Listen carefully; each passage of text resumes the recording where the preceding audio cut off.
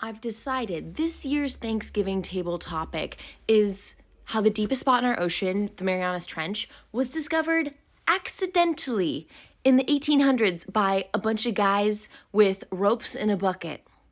The year is 1875, and we are sailing aboard what is arguably the first real oceanographic research vessel, the HMS Challenger.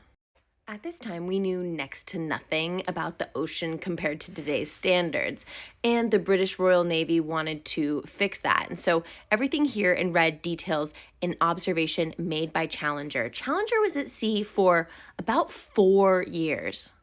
And in those 4 years, all they were trying to do was explore. And explore they did. They documented something like 4,700 new species. At this time, the accepted theory was that the ocean floor was completely flat, not much on it. But still, they took measurements, and boy, were they wrong. Towards the end of their expedition, they take a routine depth measurement in the western equatorial Pacific. And imagine their luck when they run out of cord. They have accidentally stumbled upon the Marianas Trench. It's hard to really put into context how deep the Marianas Trench is, but imagine most of the ocean is around 4,000 meters deep. Their sounding on the Marianas Trench was double that, 8,000 meters deep. It's also hard to put into context how lucky it was that they even got this sounding.